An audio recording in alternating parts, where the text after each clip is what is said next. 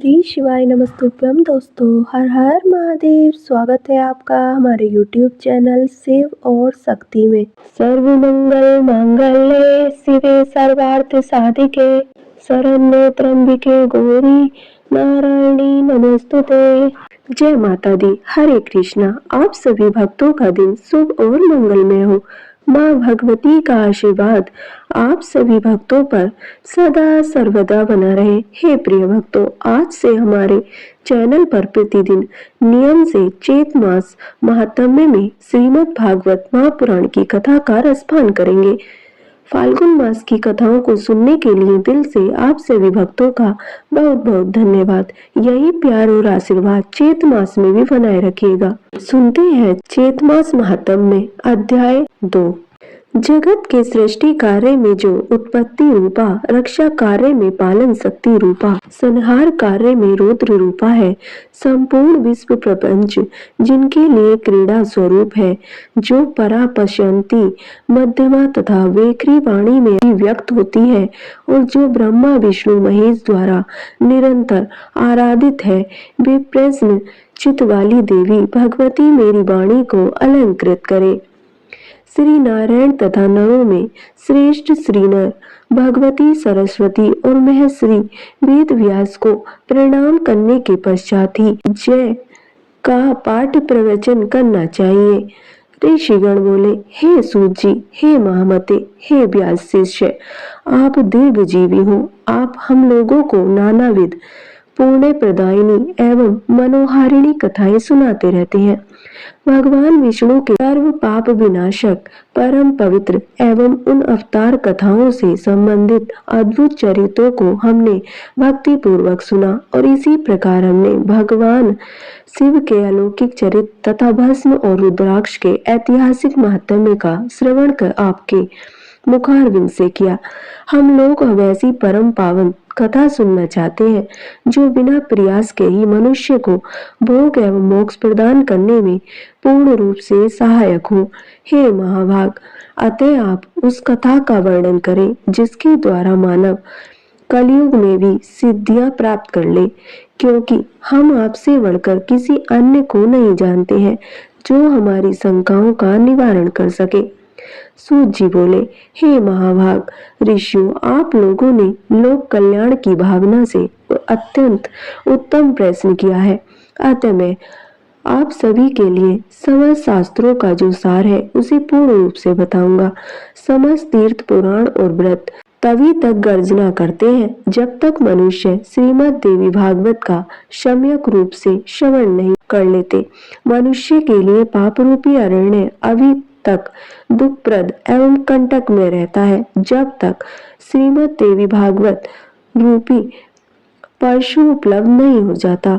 मनुष्यों को उपसर्ग रूपी घोर अंधकार तभी तक कष्ट पहुंचाता है जब तक श्री देवी भागवत रूपी सूर्य उनके सम्मुख उदित नहीं हो जाते।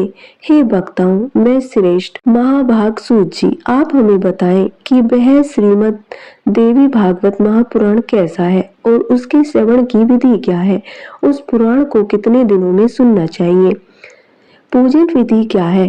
प्राचीन काल में किन किन मनुष्यों ने इसे सुना और उसकी कौन कौन सी कामनाएं पूर्ण हुई। प्राचीन काल में पराशर ऋषि द्वारा सत्यवती के गर्भ से विष्णु के अंश स्वरूप मुनि व्यास उत्पन्न हुए। उन्होंने वेदों का 4 विभाग करके उन्हें अपने शिष्यों को पढ़ाया। पतितो ब्राह्मणाधमों वेदाध्ययन के अधिकारियों, स्त्रियों एवं दूषित बुद्धि वाले मनुष्यों की धर्म का ज्ञान कैसे हो। मन में ऐसा विचार करके भगवान बादरायण व्यास जी ने उनके धर्म ज्ञानार्थ पुराण संहिता का प्रणयन किया। उन भगवान व्यास मुनि ने 18 पुराणों एवं महाभारत का प्रणयन करके सर्वप्रथम मुझे ही पढ़ाया। उन पुराणों में श्रीमद् देवी भागवत पुराण भोग एवं मोक्ष को देने वाला है। व्यास जी ने राजा जन्मेजय को यह पुराण स्वयं सुनाया था। पूर्व काल में इन जन्मेजय के पिता राजा परीक्षित तक्षक नाग द्वारा काट दिए गए। अतः पिता की संशुद्धि के लिए राजा ने तीनों लोकों की जननी देवी भगवती का विधिवत पूजन अर्चन करके 9 दिनों तक व्यास जी के मुखारविंद से इस श्रीमद् देवी भागवत पुराण का श्रवण किया।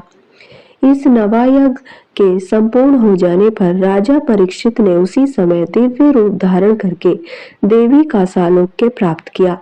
राजा जन्मेजय अपने पिता की दिव्य गति देखकर और महर्षि वेदव्यास की विधिवत पूजा करके परम प्रसन्न हुए। सभी 18 पुराण में यह श्रीमद् देवी भागवत पुराण सर्वश्रेष्ठ है और धर्म अर्थ काम तथा मोक्ष को प्रदान करने वाला है। जो लोग सदा भक्ति श्रद्धा पूर्वक श्रीमद् देवी भागवत की कथा सुनते हैं उन्हें सिद्धि प्राप्त होने में रंच मात्र भी विलंब नहीं होता। इसलिए मनुष्य को इस पुराण का सदा पठन श्रवण करना चाहिए।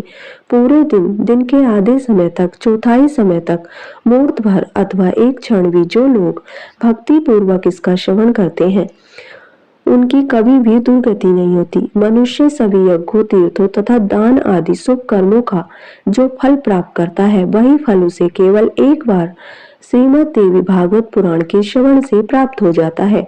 सत्य युगादि युगों में तो अनेक प्रकार के धर्मों का विधान था, किंतु कलयुग में पुराण श्रवण के अतिरिक्त मनुष्यों के लिए अन्य कोई सरल धर्म भी नहीं है। कलयुग में धर्म एवं सदाचार से रहित तथा अल्प आयु वाले मनुष्यों के कल्याणार्थ महर्षि वेदव्यास ने अमृत रस में श्रीमद् देवी भागवत नामक पुराण की रचना की। अमृत के पान से तो केवल एक ही मनुष्य अजर अमर होता है, किंतु भगवती का कथा रूप अमृत संपूर्ण कुल को ही अजर अमर बना देता है।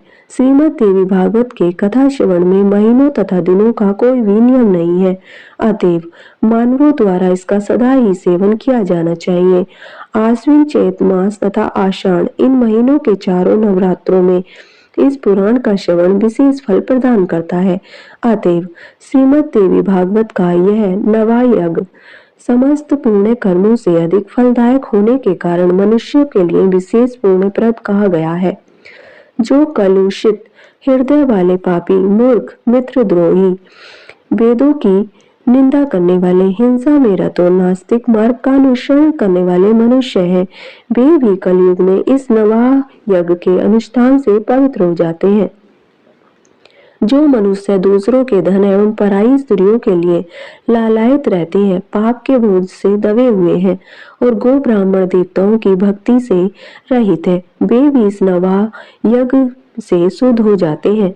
जो फल कठिन तपस्याओं, व्रतों, तीर्थ सेवन, अनेक विध दान, नियमों, यज्ञों, हवन एवं तप आदि के करने से प्राप्त नहीं होता, वह फल मनुष्यों को श्रीमद् देवी भागवत के नवायज्ञ से प्राप्त हो जाता है। हे विप्रो, गंगा, गया, काशी, नैमिषारण्य, मथुरा, पुष्कर तथा बद्रिकारण्य भी मनुष्य को उतना शीघ्र पवित्र नहीं कर पाते हैं जितना कि श्रीमद् देवी भागवत का यह नवायज्ञ लोगों को पवित्र कर देता है। अतएव श्रीमद् देवी भागवत पुराण सभी पुराणों में श्रेष्ठतम है। इसे धर्म, अर्थ, काम तथा मोक्ष को प्राप्ति का उत्तम साधन माना गया है। जो आश्विन महीने के शुक्ल पक्ष में सूर्य के कन्या राशि में पहुंचने पर महाअष्टमी तिथि को स्वर्ण सिंहासन पर स्थित देवी के प्रीतिपद श्रीमद् देवी भागवत ग्रंथ का पूजन करके उसे किसी योग्य ब्राह्मण को श्रद्धा पूर्वक देता है, वह देवी के परम पद को प्राप्त करता है। जो मनुष्य प्रतिदिन श्रीमद् देवी भागवत महापुराण के एक अथवा आधे श्लोक का भी भक्ति पूर्वक पाठ करता है, वह जगदम्बा का कृपा पात्र हो जाता है। महामारी से उत्पन्न उपद्रवों के भीषण भय तथा समस्त प्रकार के उत्पाद इस श्रीमद् देवी भागवत पुराण के श्रवण मात्र से विनष्ट हो जाते हैं। बाल ग्रहों, स्कंद ग्रह, स्कंदा, पुंस्मार, शुकुनी, रेवती, पूतना, अंधपूतना, शीत पूतना, मुख मंडिका और नेगमेश तथा भूत प्रेत आदि से उत्पन्न भय इस श्रीमद् देवी भागवत पुराण के श्रवण से बहुत दूर से ही भाग जाते हैं। जो व्यक्ति इस भक्ति भाव से देवी के इस भागवत पुराण का पाठ अथवा श्रवण करता है वह धर्म, अर्थ, काम और मोक्ष प्राप्त कर लेता है। इस श्रीमद् देवी भागवत पुराण के श्रवण से वासुदेव जी प्रसेन को खोजने के लिए गए और बहुत समय तक न लौटे हुए अपने प्रिय पुत्र श्री कृष्ण को प्राप्त करके प्रसन्न हुए। जो मनुष्य भक्ति पूर्वक इस श्रीमद् देवी भागवत पुराण की कथा को पढ़ता है तथा इसका श्रवण करता है वह भोग तथा मोक्ष दोनों प्राप्त कर लेता है। अमृत स्वरूप एवं श्रीमद् देवी भागवत के श्रवण से पुत्रहीन मनुष्य पुत्रवान हो जाता है, दरिद्र व्यक्ति धन से संपन्न हो जाता है तथा रोगग्रस्त मनुष्य रोग से मुक्त हो जाता है। बंध्या स्त्री एवं एक संतान वाली स्त्री अथवा वह स्त्री जिसकी संतान पैदा होकर मर जाती हो वे भी श्रीमद् देवी भागवत पुराण सुनकर दीर्घ आयु वाला पुत्र प्राप्त करती है। जिस घर में नित्य श्रीमद् देवी भागवत पुराण का पूजन किया जाता है वह घर तीर्थ स्वरूप हो जाता है तथा उसमें निवास करने वाले लोगों के पापों का नाश हो जाता है। जो मनुष्य अष्टमी, नवमी अथवा चतुर्दशी तिथियों को श्रद्धा पूर्वक इसे पढ़ता या सुनता है वह परम सिद्धि को प्राप्त करता है। इस श्रीमद् देवी भागवत पुराण का पाठ करने वाला ब्राह्मण वेद वेत्ताओं में अग्रगण्य हो जाता है, क्षत्रिय राजा हो जाता है, वैश्य धन संपदा से संपन्न हो जाता है और शूद्र भी इसके श्रवण मात्र से अपने कुल बंधु के बीच श्रेष्ठता प्राप्त कर लेता है। ऋषिगण बोले, महाभाग वसुदेव जी ने अपने पुत्र को किस प्रकार प्राप्त किया और वन में भ्रमण करते हुए श्री कृष्ण ने प्रसेन को कैसे खोजा? हे सुमते, हे सूत जी, किस विधि से और किससे वसुदेव जी ने श्रीमद् देवी भागवत पुराण का श्रवण किया? आप हम लोगों को यह कथा बताएं। सूत जी बोले, भोजभंसी शत्राजित द्वारकापुरी में आनंद पूर्वक निवास करता हुआ सूर्य की आराधना में तत्पर रहता था। वह सूर्य का परम भक्त एवं उनका मित्र था। कुछ समय के पश्चात सूर्य देव को उसके ऊपर प्रसन्न हो गए और उन्होंने उसे अपने लोक का दर्शन कराया। उसकी भक्ति तथा प्रेम से उत्पन्न प्रसन्न हुए भगवान सूर्य ने शत्राजित को सेमनतन मणि दे दी और वह उस मणि को अपने गले में धारण किए हुए द्वारका आ गया। उसे देखकर मणि के तेज से भ्रमित नागरिकों ने शत्राजित को सूर्य समझकर सुधर्मा नामक अपनी सभा में विराजमान श्री कृष्ण के पास पहुंचकर उनसे कहा, हे जगतपते, आपके दर्शन की अभिलाषा से भगवान सूर्य स्वयं आपके पास आ रहे हैं। यह बात सुनकर सभा में श्री कृष्ण हंसकर बोले, हे बाल स्वभाव नागरिकों, हे सूर्य भगवान नहीं है बल्कि शत्राजित है जो स्वयं सूर्य द्वारा प्रदत्त स्यमंतक मणि से दीप्तिमान होता हुआ यहाँ आ रहा है। उसके पश्चात ब्राह्मणों को बुलाकर शत्राजित ने स्वस्ति वाचन कराया और भली भांति पूजन करके उस मणि को अपने घर में स्थापित किया। वह मणि जहाँ रहती थी वहां किसी प्रकार की महामारी, दुर्भिक्ष तथा उपसर्ग का भय उत्पन्न नहीं होता था और उस मणि की एक विशेषता यह भी थी कि वह नित्य 8 बार स्वर्ण दिया करती थी। तदंतर एक दिन शत्राजित के भाई प्रसेन ने उस मणि को गले में धारण कर सिंधु देशीय घोड़े पर सवार होकर आखेट के लिए वन की ओर प्रस्थान किया। वहां वन में किसी सिंह ने उसे देखा और घोड़े सहित प्रसेन को मारकर सिंह ने वह मणि स्वयं ले ली। इसके पश्चात महाबली ऋषराज जाम्बान ने मणि धारण करने वाले उस सिंह को अपनी गुफा के द्वार पर देखकर और उसे मारकर मणि स्वयं ले ली। पराक्रमी ऋषभ राज ने वह मणि खेलने के लिए अपने पुत्र को दे दी और वह बालक भी उस प्रदीप्त मणि को पाकर उसके साथ खेलने लगा। कुछ काल बीतने पर भी प्रसेन के वापस न लौटने पर शत्राजित अत्यंत दुखी हुआ और सोचने लगा कि मणि लेने की इच्छा से न जाने किसने प्रसेन को मार डाला। इसी बीच द्वारकापुर में नागरिकों की पारस्परिक बातचीत से किसी प्रकार यह किंवदंती फैल गई कि मणि के लोभ के वशीभूत श्री कृष्ण ने ही प्रसेन का वध किया है। श्री कृष्ण ने भी जब अपने विषय में अपयश की यह बात सुनी तो उन्होंने अपने ऊपर लगे हुए कलंक के परिमार्जन हेतु प्रसेन के अन्वेषणार्थ नागरिकों के साथ प्रस्थान किया। वन में पहुंचने पर श्री कृष्ण ने सिंह द्वारा मारे गए प्रसेन को देखा और तदंतर गिरे हुए रक्त बिंदुओं से चिन्हित मार्ग का अनुसरण करके सिंह को खोजते हुए वे कुछ दूर गए। इसके पश्चात एक गुफा के द्वार पर मरे हुए सिंह को देखकर भगवान श्री कृष्ण करुणा युक्त वाणी में नागरिकों से बोले, मणि का हरण करने वाले को खोजने के लिए मैं इस गुफा के भीतर प्रवेश कर रहा हूँ। जब तक मैं वापस न आ जाऊं तुम लोग यहाँ पर ठहरो। वे द्वारकावासी ठीक है ऐसा बोलकर वहां पर ठहर गए और श्री कृष्ण गुफा के भीतर प्रविष्ट हुए। वहां जामवान का घर था। तत्पश्चात वहां पहुंचने पर श्री कृष्ण ने ऋषभराज के पुत्र को मणि धारण किए देखकर मणि को छीनना चाहा। इस पर उसकी धात्री भयभीत होकर चिल्लाने लगी। तब धात्री की आवाज सुनकर जामवान तुरंत वहां आ गया और वह अपने स्वामी श्री कृष्ण के साथ दिन रात निरंतर युद्ध करने लगा। इस प्रकार उन दोनों के बीच 27 दिनों तक भयंकर युद्ध हुआ। इधर द्वारकावासी गुफा के द्वार पर बाहर दिनों तक तो श्री कृष्ण के आगमन की प्रतीक्षा करते हुए ठहरे रहे, किंतु इसके बाद वे भयभीत होकर अपने अपने घर चले गए और वहां पहुंचकर उन्होंने लोगों से सारा वृत्तांत कहा। द्वारकापुरी के सभी नागरिक यह सब सुनकर सत्राजित की भर्त्सना करते हुए अत्यंत शोक विवर्ण हो गए।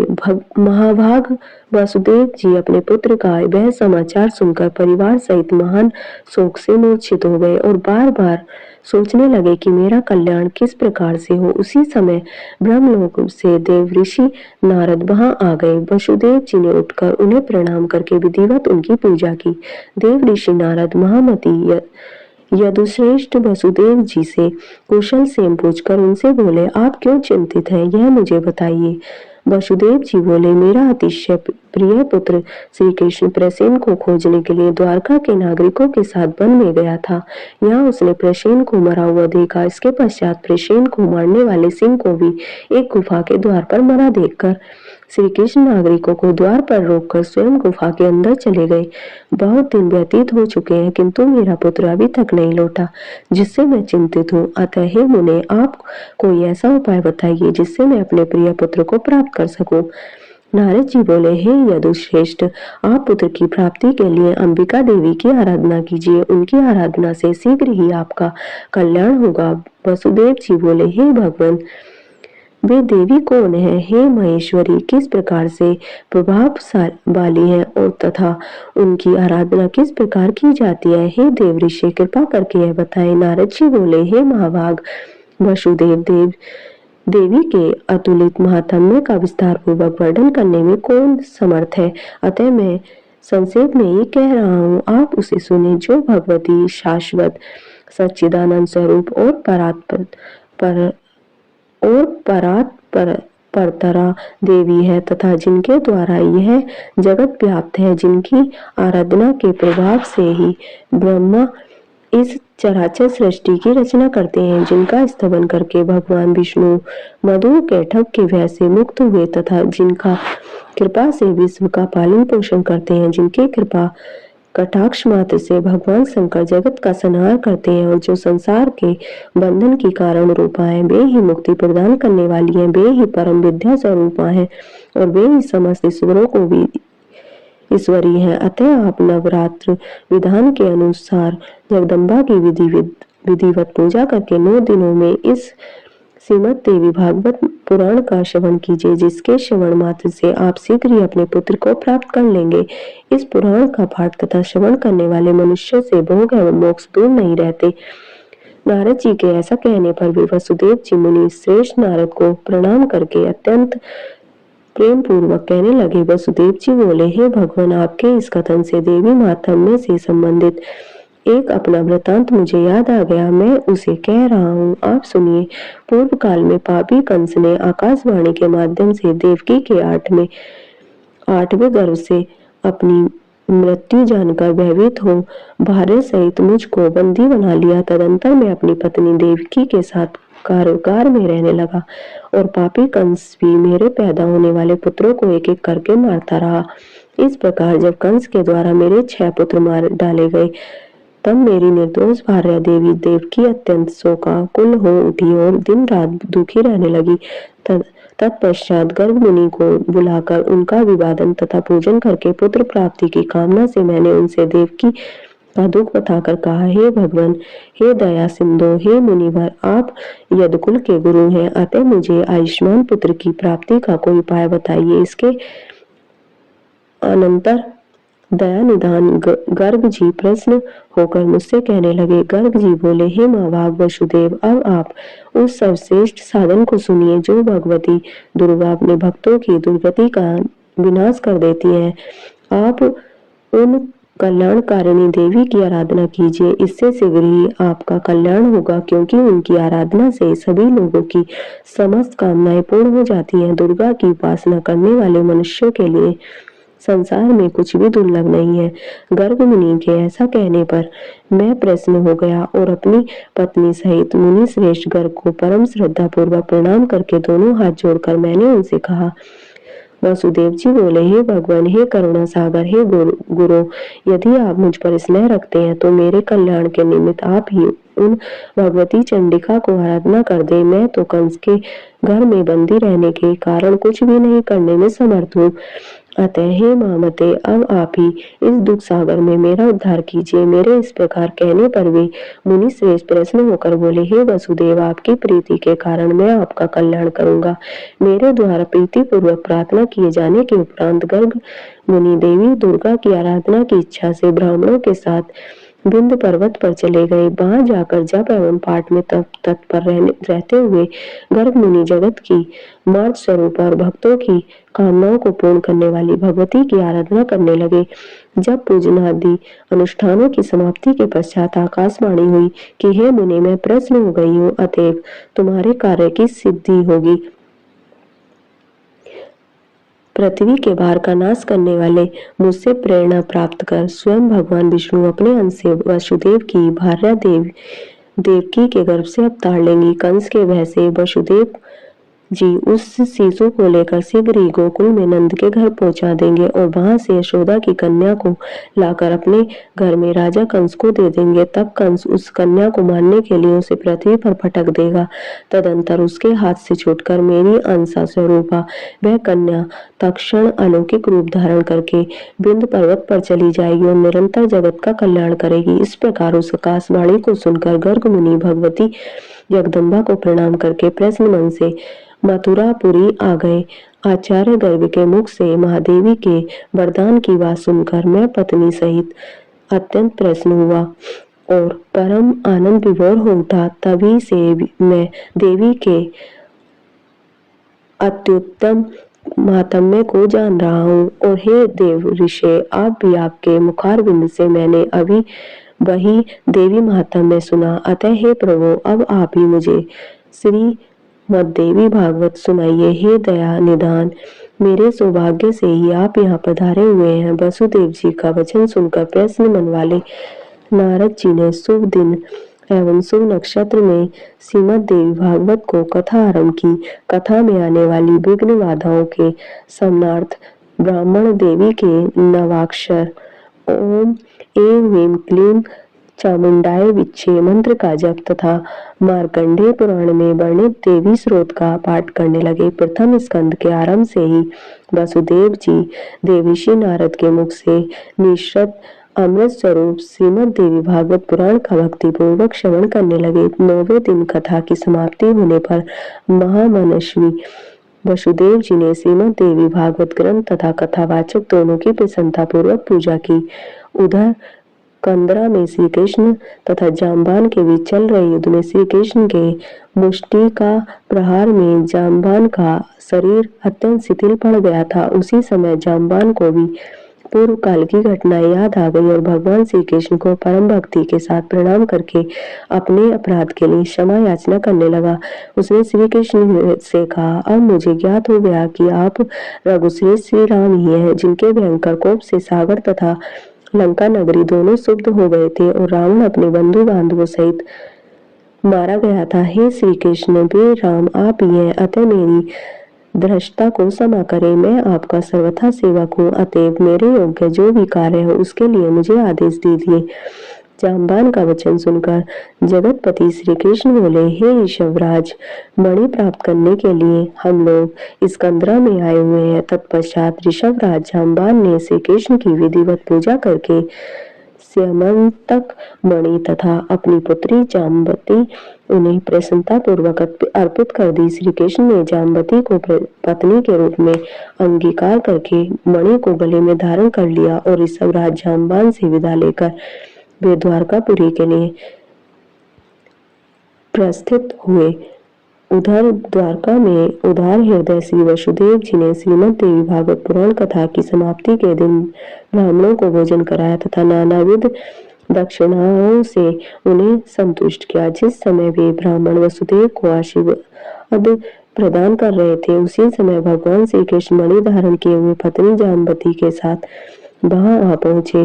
भार्या सहित भगवान श्री कृष्ण को देखकर वसुदेव जी तथा उपस्थित जन समूह की आंखें हर्षोद्रेक से अश्रुओं से परिपूर्ण हो गई। वे परम आनंदित हुए। देवऋषि नारद श्री कृष्ण के आगमन से हर्षित हुए और उन्होंने वसुदेव तथा श्री कृष्ण से विदा लेकर ब्रह्म सभा के लिए प्रस्थान किया। जो मनुष्य निष्कपट भक्ति एवं शुद्ध हृदय से भगवान के